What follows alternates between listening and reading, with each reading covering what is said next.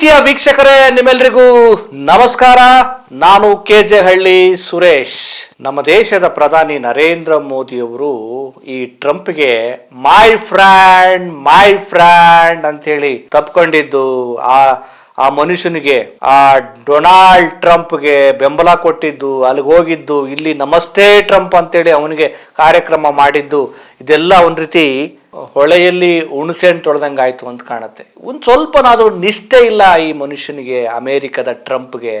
ನೋಡಿ, ನಮ್ಮ ದೇಶದ ಪ್ರಧಾನಿ ಆ ಟ್ರಂಪ್ ಕ್ಯಾರೆ ಅಂದಿದ್ರು ಕೂಡ ಅವ್ರಿಗೆ ಬೇಕಾದ ಎಲ್ಲ ಸವಲತ್ತುಗಳನ್ನ ಬೇಕಾದ ಅವ್ರಿಗೆ ಎಷ್ಟು ಅನುಕೂಲ ಮಾಡಿಕೊಡ್ಬೇಕೋ ಭಾರತದ ಪರವಾಗಿ ಎಲ್ಲಾ ಮಾಡಿದ್ರು ಕೂಡ ಇವತ್ತು ಅಮೆರಿಕದ ಸೈನಿಕರು ನಮ್ಮ ಪಡೆಯ ಮೇಲೆ ದಾಳಿ ಮಾಡಿ 3 ಸಾಯಿಸಿದೆ, ಕೊಂದಿದೆ. ಎಲ್ಲಿದ್ದೀರಪ್ಪ ಮೋದಿ, ನರೇಂದ್ರ ಮೋದಿ ಎಲ್ಲಿದ್ದೀರಾ? ನಿಮ್ಮ ಮಹಾನ್ ಫ್ರೆಂಡ್ನ ಕೇಳಿ. ಆಗಿರೋದೆಲ್ಲಿ ಅಂದ್ರೆ ಇದು ಒಮಾನ್ ಕರಾವಳಿ ಹತ್ತತ್ರ ಆರ್ಮುಜ್ ಜಲಸಂಧಿಯ ಆಸುಪಾಸಿನ ಈ ಪ್ರದೇಶದಲ್ಲಿ ತೈಲವನ್ನ ಹೊತ್ತು ಬರ್ತಿದ್ದಂತಹ ನಮ್ಮ ತೈಲ ಹಡಗುಗಳ ಮೇಲೆ ಅಮೆರಿಕದ ಮಿಸೈಲ್ ದಾಳಿ ನಡೆಸಿದೆ. ಅಮೆರಿಕ ಭಾರತೀಯ ಹಡಗುಗಳನ್ನೇ ಗುರಿಯಾಗಿಸಿ ಅಮೆರಿಕ ಕ್ರೂರ ದಾಳಿ ಮಾಡಿದೆ. ನಮ್ಮ ಭಾರತೀಯರನ್ನ ಟಾರ್ಗೆಟ್ ಮಾಡೇ ದಾಳಿ ಮಾಡಿದೆ. ಕಳೆದ 3 ದಿನಗಳಲ್ಲಿ ಅಮೆರಿಕ ಭಾರತೀಯ ಸಿಬ್ಬಂದಿಗಳಿದ್ದಂತಹ 3 ವಾಣಿಜ್ಯ ಹಡಗುಗಳ ಮೇಲೆ ಹಾರ್ಮುಜ್ ಜಲಸಂಧಿಯ ಆಸುಪಾಸಿನಲ್ಲಿ ದಾಳಿ ನಡೆಸಿರುವಂತಹದ್ದು. ಈಗ 3 ತೀರ್ಕೊಂಡೋಗಿದ್ದಾರೆ. ನೋಡಿ, ಡೀಟೇಲ್ ಹೇಳ್ತೀನಿ, ಆಮೇಲೆ ಮಾತಾಡ್ತೀನಿ.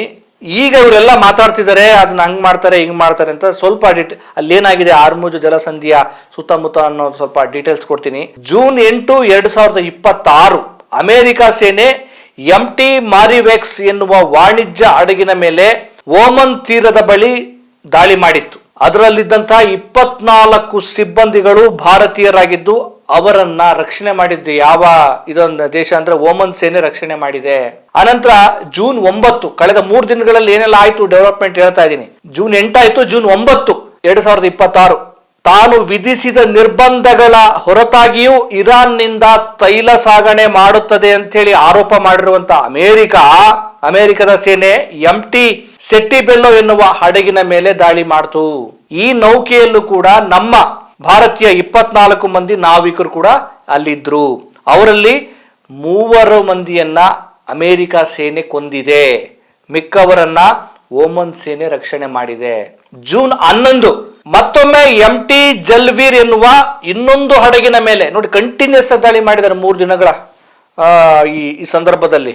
MT ಜಲ್ವೀರ್ ಎನ್ನುವ ಇನ್ನೊಂದು ಹಡಗಿನ ಮೇಲೆ ಅಮೆರಿಕ ಸೇನೆ ಓಮನ್ನ ಶಿನಾಸ್ ಬಂದರಿನ ಆಸುಪಾಸಿನಲ್ಲಿ ದಾಳಿ ಮಾಡಿದೆ ಅಂತ ಹೇಳಿ ಮಸ್ಕತ್ ನಲ್ಲಿರುವಂತಹ ಭಾರತೀಯ ರಾಯಭಾರಿ ಕಚೇರಿ ಟ್ವೀಟ್ ಮಾಡಿದೆ.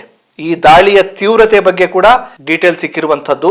ಕಳೆದ 3-4 ದಿನಗಳಿಂದ ಭಾರತೀಯ ನಾವಿಕರಿರುವಂತಹ ನೌಕೆಗಳ ಮೇಲೆ ಅಮೆರಿಕ ದಾಳಿ ನಡೆಸ್ತಾ ಇದ್ರು ಕೂಡ ನಾವು ಪ್ರತಿಕ್ರಿಯೆ ಈಗ ಇಂಪಾರ್ಟೆಂಟ್ ನೋಡಿ. ಈಗ ಕಳೆದ 3 ದಿನಗಳಲ್ಲಿ ಕಂಟಿನ್ಯೂಸ್ ಆಗಿ ಟಾರ್ಗೆಟ್ ಮಾಡಿ, ಭಾರತೀಯ ಹಡಗುಗಳನ್ನ ಟಾರ್ಗೆಟ್ ಮಾಡಿ ಅಮೆರಿಕ ಸೇನೆ ಅಟ್ಯಾಕ್ ಮಾಡ್ತಾ ಇದೆ. ಈಗಾಗಲೇ 3 ಸೈನಿಕರು ತೀರ್ಕೊಂಡೋಗಿದ್ದಾರೆ. ಅದು ನಾವು ನಿರ್ಬಂಧ ಹೇರಿದ್ರು ಕೂಡ ಇವರು ಹೋಗ್ತಾ ಇದ್ದಾರೆ ಅಂತ ಹೇಳಿ ಅಮೆರಿಕ ದುರಹಂಕಾರದ ಪರಮಾವಧಿಯನ್ನ ಪ್ರದರ್ಶನ ಮಾಡ್ತಾ ಇದೆ. ಇಷ್ಟೆಲ್ಲ ಆಗಿದ್ರು ಕೂಡ ನಮ್ಮ ದೇಶದ ಮಹಾನ್ ವಿಶ್ವ ಗೋರಿಲ್ಲನ ಗೊತ್ತಿಲ್ಲ, ನಮ್ಮ ವಿಶ್ವ ಗುರು ಒಂದು ಮಾತು ಕೂಡ ಆಡಿಲ್ಲ, ಒಂದೇ ಒಂದು ಮಾತು ಕೂಡ ಆಡಿಲ್ಲ.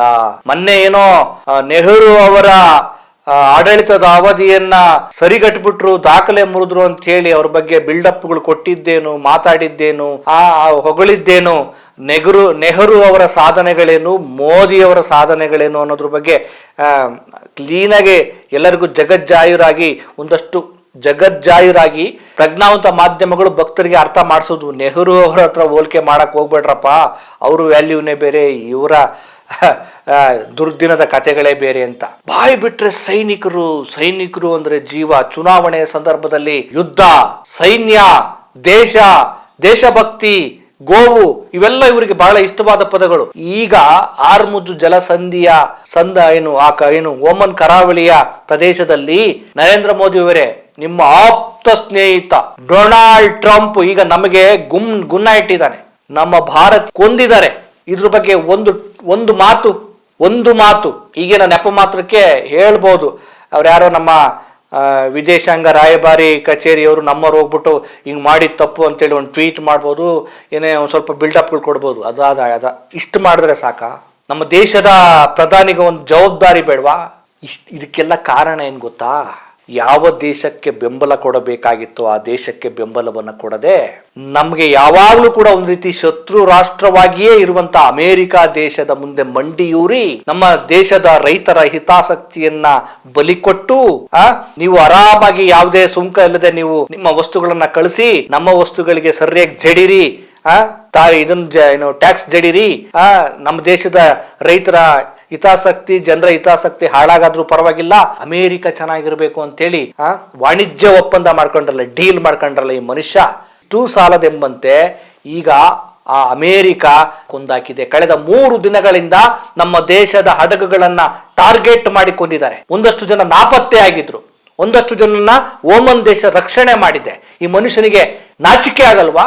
ದೇಶದ ಪ್ರಧಾನಿ ಇದ್ರ ಬಗ್ಗೆ ಖಂಡನೆ ವ್ಯಕ್ತಪಡಿಸ್ಬೇಕು. ಏನನ್ಕೊಂಡಿದ್ಯಾ ಟ್ರಂಪ್, ಏನನ್ಕೊಂಡಿದ್ಯಾ ಅಮೆರಿಕ? ಹಿಂಗೆಲ್ಲ ಕೆಟ್ಟ ರೀತಿಯ ವರ್ತನೆ, ಕೆಟ್ಟ ದಾಳಿ ಮಾಡೋದು ಸರಿಯಲ್ಲ ಅಂತೇಳಿ ಒಂದು ವಾರ್ನಿಂಗ್ ಕೊಡುವಂತ ತಾಕತ್ತಿದ್ಯಾ ನಮ್ಮ ದೇಶದ ಪ್ರಧಾನಿಗೆ? ತಾಕತ್ತು, ದಮ್ಮು, ಧೈರ್ಯ ಇಂಥವ್ರನ್ನೆಲ್ಲ ನಮ್ಮ ದೇಶದ ಪ್ರಧಾನಿಗಳನ್ನಾಗಿ ಮಾಡ್ಬಿಡ್ತೀವಲ್ಲ, ನಮ್ಗೆ ಅದೇ ದುರಂತ. ಈಗ ಮೊಬ್ಬ ಭಕ್ತರು ಏನ್ ಹೇಳ್ತೀರಪ್ಪ, ಸತ್ತೋಗ್ಬಿಟ್ರಲ್ಲ, ಹೋದ್ರು ಹೋಗ್ಲಿ ಪರವಾಗಿಲ್ವಾ, 3 ಸೈನಿಕರು ಹೋದ್ರು ಪರವಾಗಿಲ್ಲ ಬಿಡ್ರಿ ಅಂತೀರಾ? ನಮ್ಮ ಒಂದಷ್ಟು ಇನ್ನೂ ನೌಕಾದಳದವರ ಸಿಬ್ಬಂದಿಗಳು, ಹಡಗು ಸಿಬ್ಬಂದಿಗಳು ಪಾಪ ಒದ್ದಾಡ್ತಾ ಇದ್ದಾರೆ, ಅವ್ರನ್ನ ಕಾಪಾಡಿದಾರೆ. ಆ ವಿಡಿಯೋಗಳು ನೋಡ್ಬೇಕು. ನಮ್ಮನ್ನು ಕಾಪಾಡಿ ಅಂತೇಳಿ, ಸೇವ್ ಮಿ ಅಂತೇಳಿ ಒಂದಷ್ಟೆಲ್ಲ ವಿಡಿಯೋಗಳೆಲ್ಲ ಹರಿದಾಡ್ತಿದ್ದಾವೆ. ಅದ್ರ ಬಗ್ಗೆ ಗೊತ್ತಿದ್ಯಾ? ದೇಶದ ಜನರ ಹಿತಾಸಕ್ತಿಯನ್ನ ಬಲಿ ಕೊಟ್ಟಿದ್ದಾಯ್ತು. ಆ ಮನುಷ್ಯನ ಜೊತೆ ಡೀಲ್ ಮಾಡ್ಕೊಂಡು ನಮ್ಮ ಜನರಿಗೆ ಬಗಣಿಗೂಟ ಹೊಡೆದಿದ್ದಾಯ್ತು. ಜೊತೆಗೆ ನಾನು ಯಾವ ದೇಶದ ಜೊತೆ ಹೇಳ್ತೀನೋ ಆ ದೇಶದ ಜೊತೆ ಡೀಲ್ ಮಾಡ್ಕೊಳ್ರಿ ಅಂತ ಹೇಳಿದಕ್ಕೂ ಒಪ್ಕೊಂಡಿದ್ದಾಯ್ತು ಈ ಮನುಷ್ಯ. ಈಗ ಮೊನ್ನೆ ಹೇಳ್ತಾ ಇದ್ದ ಟ್ರಂಪ್, ಅಮೆರಿಕದಿಂದ ಭಾರತ ದೇಶದಿಂದ ನಾವು ಒಳ್ಳೆ ಲಾಭ ಮಾಡ್ತಾ ಇದೀವಿ. ಲಾಭ ಮಾಡದೆ ಇನ್ನೇನ್ರಿ? ನಮ್ಮ ದೇಶದ ಜನರಿಗೆ ವಿಷ ಕೊಟ್ಟು ಅವರಿಗೆ ಲಾಭ ಮಾಡ್ಕೊಡೋದ್ರೆ ಇನ್ನೇನು? ನೀವು ಆ ಟ್ರಂಪ್ನ ಕರ್ಸಿ ಇಲ್ಲಿ ನಮಸ್ತೆ ಟ್ರಂಪ್ ಅಂತ ಕಾರ್ಯಕ್ರಮ, ಈ ಮನುಷ್ಯ ಅಲ್ಲೋಗಿ ಅವನು ಗೆಲ್ಸೋದಕ್ಕೆ ಮಾಡಿದ ಯಪ್ಪ. ನಮ್ಮ ದೇಶದಲ್ಲಿ ಎಂತೆಂಥ ಪ್ರಧಾನಿಗಳು ಬಂದೋದ್ರು, ಅವರ ನೀತಿಗಳನ್ನು ಮುಲಾಜಿಲ್ಲದೆ ಆ ದೇಶದಲ್ಲೇ ಖಂಡನೆ ಮಾಡಿ ಬಂದಂತ ಪ್ರಧಾನಿಗಳಲ್ಲಿ ಈ ಮನುಷ್ಯ ಅವ್ನು ಹೇಳಿದಕ್ಕೆಲ್ಲ ಕುರಿತರ ತಲೆ ನಡೆಸ್ಕೊಂಡು ಕೂತ್ಕೊಂಡಿದ್ದೆಲ್ಲಿ? ಇವರು ವಿಶ್ವ ಗುರುವಲ್ಲ, ವಿಶ್ವ ಕುರಿ. ಕೊನೆ ನಂಬುಡಕ್ಕೂ ಬಂದ್ಬಿಟ್ಟ ಇವನು ಅಮೆರಿಕದವರು, ಕೊನೆ ನಂಬುಡಕ್ಕೂ ಬಂದ್ಬಿಟ್ರು. ಈಗ ಅರ್ಥ ಆಯ್ತಾ ಭಾರತಕ್ಕೆ ಮಿತ್ರ ರಾಷ್ಟ್ರ ಯಾವುದು, ಶತ್ರು ರಾಷ್ಟ್ರ ಯಾವುದು ಅನ್ನೋದನ್ನ ಜನರು ಅರ್ಥ ಮಾಡ್ಕೊಳ್ಬೇಕು. ನನ್ಗನ್ಸುತ್ತೆ ನರೇಂದ್ರ ಮೋದಿ ಇದ್ರ ಬಗ್ಗೆ ಮಾತಾಡಲ್ಲ, ಬಾಯಿ ಬಿಡಲ್ಲ. ಏನೋ ಒಂದು ಯಾರೋ ರಾಯಭಾರಿ ಕಚೇರಿಗೆ ಹೇಳಿ ಒಂದು ಟ್ವೀಟ್ ಮಾಡಿ ಒಂದು ಪ್ರತಿಭಟನೆ ಆಕ್ರೋಶ ವ್ಯಕ್ತಪಡಿಸಿ ಅಂತ ಹೇಳಿ ಕೊನೆಗೆ ಅಷ್ಟೊತ್ತಿಗೆ ಬೇರೆ ವಿಷಯವನ್ನು ತಂದು ಅದನ್ನ ತಣ್ಣಗೆ ಹಾಕ್ಸ್ಬಿಡ್ತಾನೆ ಮುಗಿತಲ್ಲಿಗೆ. ಭಾರತೀಯರಾದ ಇಂಥ ಮನುಷ್ಯನನ್ನ ಪಡೆದ ನಾವೇ ಧನ್ಯರು, ಇಂಥ ಪ್ರಧಾನಿಯನ್ನ ಪಡೆದಂತ ನಾವೇ ಧನ್ಯರು. ಏನು ಮಾಡೋಕ್ಕಾಗಲ್ಲ. ನಮಸ್ಕಾರ.